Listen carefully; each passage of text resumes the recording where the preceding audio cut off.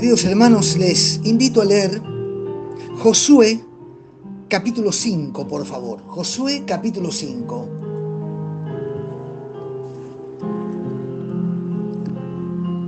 Cuando todos los reyes de los amorreos que estaban al otro lado del Jordán, al occidente, y todos los reyes de los cananeos que estaban cerca del mar, oyeron cómo Jehová había secado las aguas del Jordán delante de los hijos de Israel hasta que hubieron pasado, desfalleció su corazón, y no hubo más aliento en ellos delante de los hijos de Israel. Así comienza el capítulo 5 de Josué. Y allí aparece una palabra. Dice que los cananeos y los amorreos sintieron que su corazón desfalleció. Su corazón, en otras palabras, se derritió. Y quedaron sin aliento al enterarse de cómo Jehová había secado las aguas del Jordán y los hijos de Israel habían pasado en seco. Lo primero que quiero destacar es que si somos fieles a Dios, Él puede ahuyentar de delante nuestro cualquier oposición. Hermano, hermana, si vivimos nuestra vida orientados por la palabra de Dios de manera temerosa, si verdaderamente renunciamos a nuestros gustos, a nuestros caprichos, y nos decidimos a vivir esa novedad de vida que Él ha implantado en nosotros, déjeme decirle, si somos fieles a Dios, Él puede ahuyentar de delante nuestro cualquier tipo de oposición. Los israelitas pasaron innecesariamente 39 años en el desierto porque le tenían temor a los cananeos. Pero además subestimaron el poder de Dios. Ahora que Dios actúa, son sus enemigos los que tiemblan, los que sienten que su corazón se está derritiendo. Mira el versículo 2. En aquel tiempo Jehová dijo a Josué: hazte cuchillos afilados y vuelve a circuncidar la segunda vez a los hijos de Israel. Bueno, no significa que los que fueron circuncidados tenían que ser circuncidados por segunda vez, no es eso, es que esta es la segunda oportunidad en la que recibe el pueblo de Israel esa orden de parte del Señor. Israel esperaba ser guiado desde las orillas del Jordán a la conquista y posesión de la tierra. Era su sueño, era su deseo. Pero de pronto descubrió el pueblo de Israel que ese no era precisamente el plan divino. Se les exigió que se sometieran a un rito doloroso, el sello del pacto hecho originalmente con Abraham y en virtud del cual se le había dado a la tierra a aquel hombre y a toda su descendencia. Si usted mira el versículo 4 y el versículo 5, seguramente va a entender el porqué de la orden de Dios. Los que fueron circuncidados en Egipto ya no vivían. Ahora los jóvenes que heredarían la tierra debían cumplir el pacto para entrar en la tierra. Y, como dice la Escritura, quitar el oprobio, lo que significa quitar la desgracia o dejar de lado la vergüenza de los egipcios. Por eso el lugar donde fueron circuncidados fue llamado Gilgal, que quiere decir quitar la desgracia, quitar la vergüenza, quitar el oprobio. Al hacer este pacto, debían, obviamente, circuncidar también su corazón. Eso renovaría la fe, la obediencia y también la dependencia a Dios. Yo creo sinceramente que nosotros también debemos tener nuestro Gilgal, porque no es suficiente saber que somos salvos o que hemos muerto y resucitado con Cristo. Debemos aplicar la muerte de Cristo y su victoria sobre la muerte resucitando a nuestra vida espiritual. Reconozco que como para aquellos el proceso a menudo es doloroso, porque, permítame, a veces el cuchillo de Dios va muy profundo en nuestra alma, pero no podemos aspirar a tomar Jericó. No experimentaremos la vida plena si no abandonamos lo que somos para que Él sea en nosotros. Gilgal estaba a 3 kilómetros de Jericó. Se constituyó ese lugar en campamento de Israel, centro del gobierno y de adoración. Bueno, usted recordará que allí fue coronado el primer rey de Israel, Saúl. Ahora mire el versículo 10. Y los hijos de Israel acamparon en Gilgal y celebraron la Pascua a los 14 días del mes, por la tarde, en los llanos de Jericó. ¡Qué escena! Cuando en el día 14 del mes comenzó a caer el sol y sus tenues rayos se filtraban a través de las hojas de las palmeras datileras en Jericó. Los hebreos volvieron a celebrar la Pascua. Habían pasado 40 años desde que la celebraron por última vez en el Sinaí. Mira el versículo 11 y el 12. Al otro día de la Pascua, comieron del fruto de la tierra, los panes sin levadura, y en el mismo día espigas nuevas tostadas. Y el 12 agrega, y el maná cesó, desde que comenzaron a comer del fruto de la tierra. ¿Usted se da cuenta? Ya había quedado atrás aquel periodo de prueba cuando el gusto al maná resultaba ya totalmente seco y aburrido. Dios, en su gracia, provee para el pueblo de Israel una nueva tierra, su tierra. Y comieron cuando cesó el maná del fruto de esa tierra. Y comieron ese día espigas nuevas tostadas. ¡Qué abundancia! ¡Cuánta gracia, cuánta misericordia, cuánto amor! ¡Qué paciencia que tuvo el Señor para con ellos! ¡Qué paciencia tiene el Señor para con usted y para conmigo! Y a menudo nos damos cuenta de reconocer que la alimentación que teníamos en el desierto o en Egipto era pobre, sin fundamento, poco nutritiva y que nos condenaba a la desnutrición espiritual, a la ceguera espiritual y a la muerte eterna. Él nos metió en la bendición de heredar una tierra espiritual, donde vivimos de acuerdo a sus mandamientos, donde esperamos su regreso, donde comemos siendo servidos por el buen pastor, del fruto de su gracia, en abundancia todos los días. Pero permítame, el cese de aquel maná señaló una nueva fase en la historia de Israel, una nueva vida, como nos pasó a nosotros.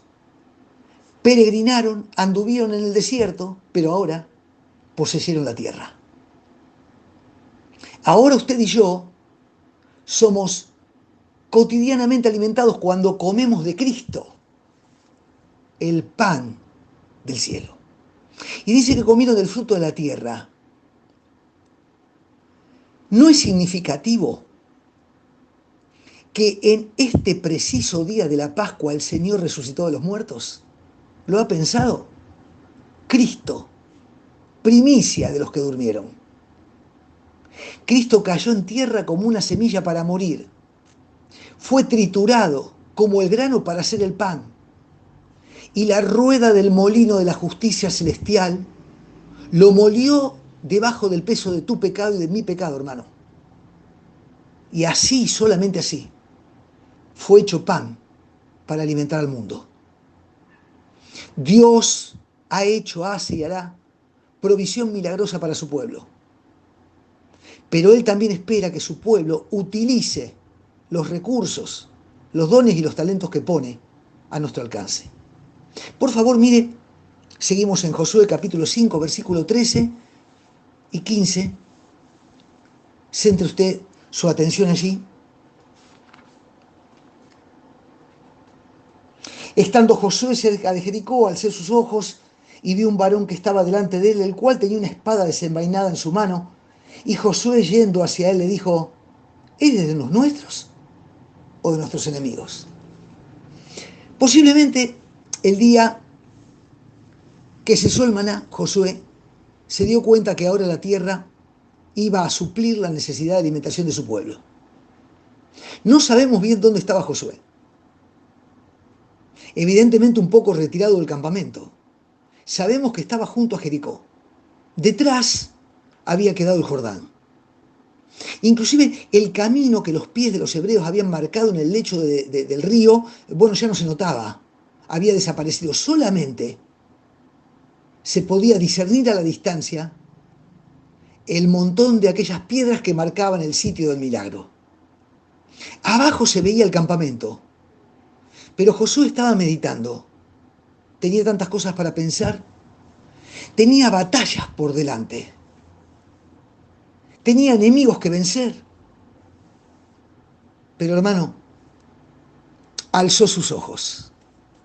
Esta expresión me encanta. Alzó sus ojos. No se detuvo en mirar lo que estaba frente a su nariz. Es más, tampoco se deleitó en la belleza de la tierra que habrían de heredar. Alzó sus ojos. Qué bueno es alzar nuestra mirada al cielo. Cuando lo hacemos, repetimos la escena de Josué. Como él, usted y yo vemos un varón que está delante de él y delante nuestro, el cual dice que tenía una espada desenvainada en su mano. Hermano, esto fue una aparición, no fue una visión. Y la espada desenvainada significa una sentencia trágica sobre Jericó y al mismo tiempo una confirmación del llamado de Josué. Usted lo recuerda muy bien, Dios le había prometido su compañía. Mira que te mando, que te fuerces y seas valiente, no temas ni desmayes, porque Jehová tu Dios estará contigo donde quiera que vayas. Bueno, encuéntrelo en el capítulo 1, el versículo 9. Querido hermano, cuando su vida está en armonía con la voluntad de Dios, no tenga temor. Cuando usted y yo vivimos nuestra vida alineada a la voluntad de Dios, no tenemos que temer. Cuando termina el día y apoyamos nuestra cabeza sobre la almohada para dormir y estamos a cuentas con Dios, no tenemos por qué temer. Cuando sus mandamientos son en nuestra vida ejercitados, cuando aceptamos su corrección, cuando seguimos sus pisadas, cuando nuestra vida está en armonía con su voluntad, hermano, no tema, no tema. Esa fue la experiencia de Josué. Se encontró con Jesucristo y no temió. La espada en la mano significaba la aprobación para invadir. Y me gusta pensar que al mismo tiempo demostraba el interés del Hijo de Dios en ese incidente. Se estaba involucrando con Josué en ese incidente. Y Josué pregunta, versículo 13, ¿eres de los nuestros o de nuestros enemigos? Versículo 14, no, contesta, mas como príncipe del ejército de Jehová he venido ahora. Príncipe del ejército de Jehová. Por eso yo quería hablarles de Josué, quería hablarles del príncipe y quería hablarles de la batalla. Quien habló con Josué era Jesucristo, mucho antes de su encarnación. Jesús, amando a su pueblo, anticipaba con estas visitas preliminares su venida en carne. Porque sabe una cosa, las conquistas terrenales de Israel fueron el resultado visible de victorias ganadas en esferas espirituales, celestiales e invisibles. Dice entonces Josué, postrándose sobre su rostro en tierra, le adoró, subráyelo, le adoró, y le dijo, ¿qué dice mi señor a su siervo? Y el príncipe del ejército de Jehová respondió a Josué, subráyelo, respondió a Josué, quita el calzado de tus pies, porque el lugar donde estás es santo. Y Josué así lo hizo. Quiero reparar brevemente en esas expresiones. Mire, primeramente le adoró. Le adoró. Es casi inevitable pensar en Juan en la isla de Patmos, cuando siente la voz que le habla y dándose vuelta se encuentra al Señor Jesucristo. Y postrado le adora. El arrodillarse para un hebreo solamente era entendible si lo hacía en presencia de Dios mismo. Hay una señal de reverencia y de respeto. Le adoró. Ahora fíjese, la segunda expresión. Respondió a Josué. Quita el calzado de tus pies. Fíjese, ¿no? Josué, un hombre con un oído atento. Un hombre que sabe escuchar. Un hombre al que nadie lo distrae, mucho menos cuando está en la presencia de Cristo y es Cristo quien habla. Josué, un hombre con un oído atento. Y la otra expresión dice, y Josué así lo hizo. Eso me habla de su obediencia. No dudó, no insistió en preguntar, no hizo ninguna conjetura, obedeció. ¿Recuerda primera de Pedro? Fuimos elegidos para obedecer y ser rociados con la sangre de Cristo. Para eso fuimos elegidos, para obedecer y ser rociados con la sangre de Cristo. Claro, Josué pensó que lucharía contra los cananeos como comandante del pueblo de Israel, pero no tuvo en cuenta que el general divino estaba de su lado y que Cristo no sería solamente un espectador, sino que venía para ser su aliado. Hermano, esto me llena a mí de gratitud. Dios no es un espectador de nuestra vida, Él es nuestro aliado. Como para Josué, para usted y para mí también Cristo es el Dios fuerte, el Padre eterno, el príncipe de paz. He mencionado la reverencia, el oído atento y la obediencia. Son reacciones correctas ante un Dios santo. Y mucho más si debemos prepararnos para la batalla. Hoy usted y yo tenemos delante nuestro Jericó, mucho Jericó. Muros, habitantes, dioses, costumbres, canales de televisión, vocabulario. Qué fuerte que es la lucha que tenemos. Pero ¿sabe una cosa? El conflicto más tremendo que tenemos es contra las tinieblas, contra el mundo y contra nosotros mismos. A veces somos el peor escollo. Jericó significa obstáculo. Jericó significa una barrera que hay que vencer. Jericó nos demuestra que nada podemos hacer solos. ¿O acaso usted cree que los muros cayeron por el grito de los hebreos? Josué condujo al pueblo al otro lado del Jordán y en 6 años subyugó a Canaán. Cuando pasó el Jordán, tenía 84 años de edad.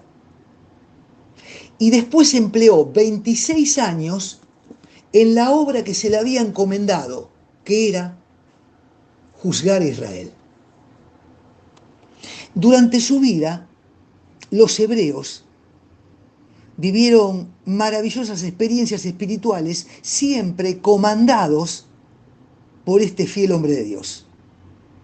Sus discursos, sus consejos, inclusive la última convocatoria que hizo en Siquem, revelan el perfil de un hombre que no tuvo manchas.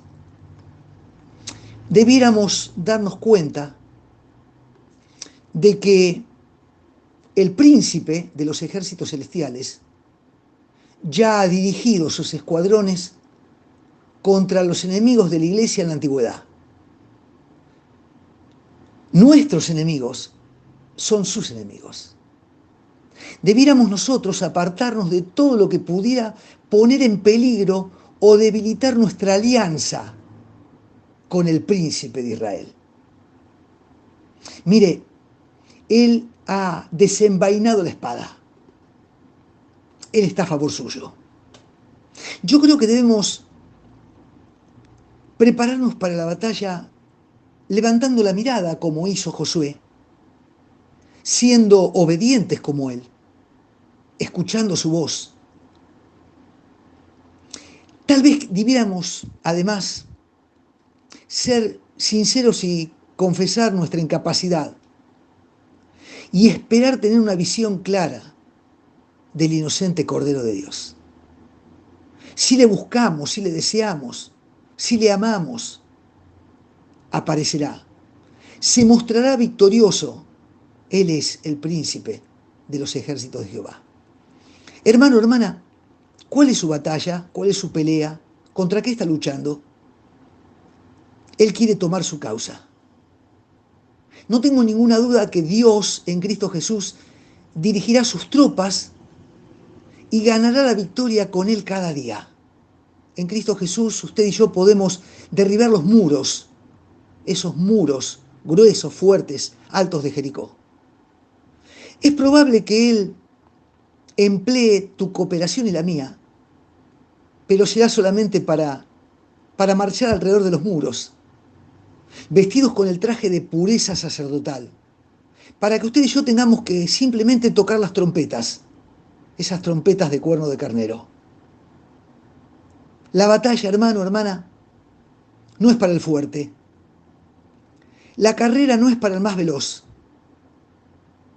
La batalla y la carrera es para aquellos que viven vidas separadas del mundo y dedicadas a Cristo. Josué, el príncipe del escuadrón del Señor. La batalla que tenemos por delante. Con reverencia, con oído atento, en obediencia, confiando en el Señor. Pertenecemos al grupo que tiene de su lado al príncipe del ejército de Jehová. Hermano, la batalla es de nuestro Señor. Que Dios les bendiga.